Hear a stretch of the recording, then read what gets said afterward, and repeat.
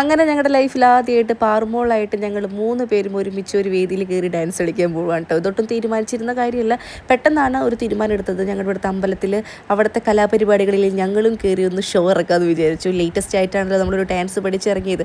അപ്പോൾ ഒരു പാക്കൊക്കെ ഇട്ടിട്ട് ഒരു പപ്പക്കായൊക്കെ തിന്നുകൊണ്ടിരിക്കുകയാണ്. അപ്പോൾ ഡാൻസേഴ്സ് റെഡിയാണ്. ഞങ്ങൾ വെറുതെ ഒന്ന് പ്രാക്ടീസൊക്കെ ചെയ്ത് നോക്കിയിട്ടുണ്ടായിരുന്നു. അപ്പോൾ എല്ലാ കൊല്ലം പാറുമോളുടെയും കുഞ്ഞുവിൻ്റെയും ഒരു പ്രോഗ്രാം അവിടെ ഉണ്ടാവാറുണ്ട്. കഴിഞ്ഞ കൊല്ലത്തെ പ്രോഗ്രാമൊക്കെ നിങ്ങൾ കണ്ടിട്ടുണ്ടാവും. കുഞ്ഞുവിന് ഒരു ഗ്രൂപ്പ് ഡാൻസ് ആയിരുന്നു, പാറുമോൾ പിന്നെ ഞങ്ങളെ കൂടെ ഉള്ളൊരു തട്ടിക്കൂട്ട് ഡാൻസ് ആയിരുന്നു കേട്ടോ.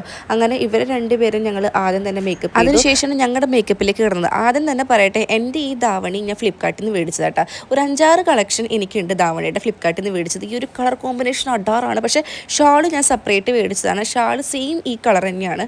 അടിപൊളി അടിപൊളി അടിപൊളി. നിങ്ങളൊന്ന് കണ്ടു നോക്കിയാൽ ഒരു കളർ കോമ്പിനേഷൻ നല്ല മെറ്റീരിയലാണ്. കീത്തൂൻ്റെത് ഒരു റെഡിമെയ്ഡ് വേറെ അവൾ പുറത്തുനിന്ന് എടുത്ത ഒരു സംഭവമാണ്. അങ്ങനെ ഞങ്ങളുടെ അമ്മമാരും വന്നിട്ടുണ്ടായിരുന്നു. ബിക്കോസ് ഞങ്ങളുടെ 2 അമ്മമാരുടെ മക്കൾ സ്റ്റേജിൽ കയറുന്നതിലുപരി അവരുടെ പേരക്കുട്ടിയും കൂടെ കളിക്കുന്ന ആദ്യത്തെ ഒരു പ്രോഗ്രാം അല്ലേ. അങ്ങനെ ഞങ്ങളുടെ 3 പേരും റെഡിയായി. എനിക്ക് ഭയങ്കര ടെൻഷനായിരുന്നു കേട്ടോ. ഇങ്ങനെ ഒരുപാട് വർഷമായി തോന്നുന്നുണ്ട് ഇങ്ങനെ സ്റ്റേജിൽ കയറി കളിച്ചിട്ട്.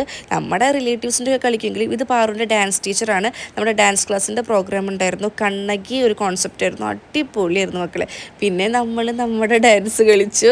എനിക്ക് ഫസ്റ്റ് കളിച്ച് കഴിഞ്ഞപ്പോൾ തോന്നി ഒരു 2-3 കൂടെ ഇറക്കണമായിരുന്നു. അടുത്ത കൊല്ലം ഞങ്ങൾ നോക്കിക്കോ. പിന്നെ ഞങ്ങളുടെ പാറുമോള് ഞങ്ങൾക്കൊപ്പം വലുതായി, ഞങ്ങളെ കൂടെ ഡാൻസ് കളിക്കാൻ വലുതായി എന്നൊക്കെ ഈ ഒരു വീഡിയോ കാണുമ്പോൾ എനിക്ക് ചെറിയൊരു വിഷമവും ഒരുപാട് സന്തോഷവും തോന്നുന്നു. അമ്മയ്ക്കും മേമയ്ക്കൊക്കെ ഒപ്പം അവൾ സ്റ്റേജിലൊക്കെ കയറാറായില്ലേ. ഇനി ഞങ്ങളുടെ തുടർന്നുള്ള പരിപാടികൾ നിങ്ങൾ കാണാനിരിക്കുന്നു. അങ്ങനെ ഞങ്ങൾ നേരത്തെ ഫുഡ് കഴിക്കാൻ വേണ്ടിയിട്ടാണ് കേട്ടോ പോയത്. എല്ലാ വർഷവും ഈ ഒരു അമ്പലത്തിൽ ഉത്സവം ഞങ്ങൾ വെയിറ്റ് ചെയ്യും. അത് കഴിയുമ്പോൾ ചെറിയൊരു വിഷമമാണ് കേട്ടോ. കഴിച്ചതിനൊക്കെ കഴിഞ്ഞതിന് ശേഷം ഞങ്ങൾക്ക് പ്രോത്സാഹന സമ്മാനവും കിട്ടിയിട്ടുണ്ടായിരുന്നു. ഇനി തുടർന്നും ഞങ്ങൾ ഇങ്ങനെ ഒരുപാട് പ്രോത്സാഹന സമ്മാനങ്ങൾ വാരിക്കൂട്ടും ഗൈസ്.